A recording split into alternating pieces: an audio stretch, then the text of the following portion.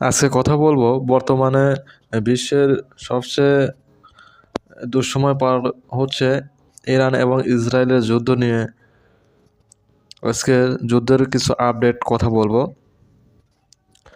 খামেনির ঘনিষ্ঠজনদের চোখের সামনে শেষ করে দিচ্ছে ইসরায়েল। ইরানের সর্বোচ্চ নেতা আয়াতোল্লাহ আলী খামেনি ক্রমে নিঃসঙ্গ হয়ে পড়েছেন। একটির পর একটি বিমান হামলায় তার সবচেয়ে ঘনিষ্ঠ সামরিক ও গোয়েন্দা উপদেষ্টারা নিহত হওয়ায় এই ৮৬ বছর বয়সী ধর্মীয় নেতা এখন এক অনিশ্চিত বাস্তবতার মুখোমুখি। বিশেষজ্ঞরা বলেছেন, এই অবস্থায় ইরানের ভিতরে রাজনৈতিক স্থিতিশীলতা টিকিয়ে রাখা কঠিন হয়ে যাচ্ছে। পাশাপাশি কৌশলগত ভুলের ঝুঁকিও বেড়ে যাচ্ছে।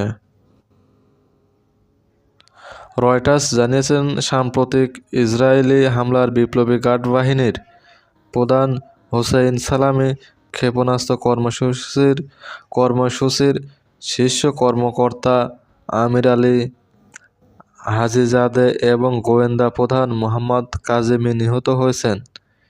এরা সবাই খামেনির ইনার সার্কেল এর গুরুত্বপূর্ণ অংশ ছিলেন। জাতীয় নিরাপত্তা থেকে আঞ্চলিক কৌশল এবং সব সিদ্ধান্তেই যাদের হাত ছিল। খামেনির নেতৃত্বাধীন এই মহলটি সাধারণত ইসরায়েল পর্যন্ত পৌঁছাতে সক্ষম এমন অন্তত ৯ ধরনের ক্ষেপণাস্ত্র রয়েছে তাদের হাতে। এগুলোর মধ্যে ইমাদ, গাদার-1 এবং হাইপারসনিক সামরিক কমান্ডার, শীর্ষস্থানীয় আলেম এবং রাজনৈতিক ব্যক্তিত্ব। ইরানের সর্বোচ্চ নেতার কার্যালয় থেকে প্রয়োজন অনুযায়ী তাদের ডেকে সিদ্ধান্ত নেওয়া হয়।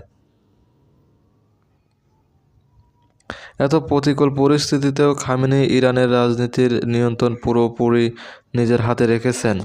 দেশের সামরিক বাহিনী, বিচার বিভাগ, এমনকি প্রেসিডেন্ট নিয়ন্ত্রণাধীন নানা সংস্থাতে মধ্যপ্রাচ্যের সবচেয়ে বৃহৎ ও বৈচিত্র্যময় ব্যালিস্টিক ক্ষেপণাস্ত্র ভান্ডার গড়ে তুলেছে ইরান। সংঘাত শুরুর আগে ইরানের কাছে প্রায় ৩,০০০ ব্যালিস্টিক ক্ষেপণাস্ত্র ছিল বলে ধারণা মার্কিন গোয়েন্দাদের। এসবের মধ্যে রয়েছে স্বল্প, মধ্য ও দূরপাল্লার মিসাইল এবং হাইপারসনিক প্রযুক্তি সম্পন্ন ক্ষেপণাস্ত্র।